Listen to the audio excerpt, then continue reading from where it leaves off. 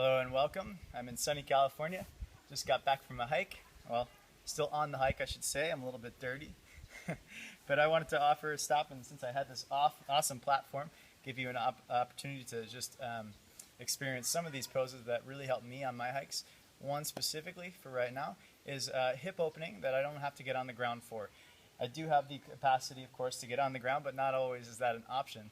So something to help the hips after walking and getting into the stability of the hips, you want to give them a little bit of a stretch. So a way to do that is you take your right ankle or your left ankle, whichever is preferable to start with, over the knee. The foot that is on top everts, meaning it dorsiflexes, and then everting is the pinky toe pulls back towards the shin, creating a shortening of the outer ankle.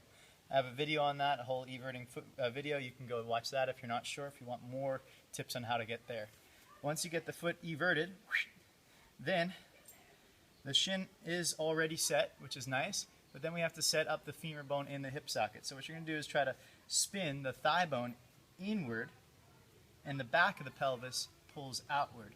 So a way of doing that is just simply sticking your right buttocks, if it's your right side, up and out to the right, in my case.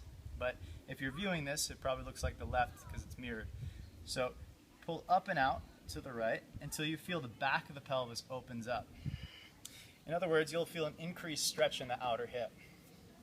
You can either stay there with the foot everted and the back of the pelvis widening and the sit bones expanding, or you can then go a little bit deeper into it and perhaps take your fingertips to the ground.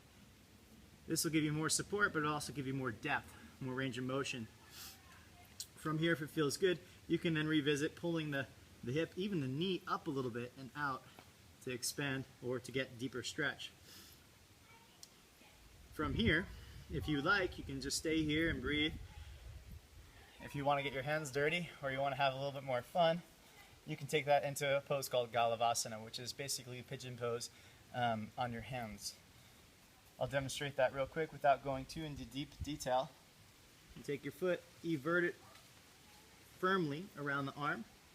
The everting of the foot clamps you onto the arm. Then you bring your knee back up just like you did, and you pull your sit bone out wider and get the knee up into the upper armpit.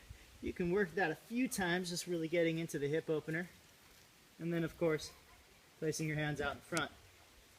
Now, the idea is the elbow must be over the wrist in order for you to balance the pose. So you can walk out a little bit further in front and bring the elbow over the wrist, holding there.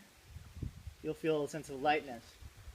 Reaching out through the top of the head. Those of you that want to take a little more advanced version, you can stretch out that way.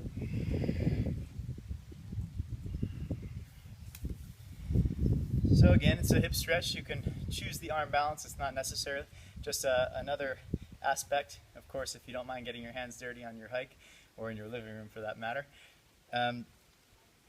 Practice the principles first, opening the pelvis, making sure the foot is everted, and opening the hip. And then as your practice progresses and you enjoy arm balances more and more, the arm balance becomes another option. Namaste.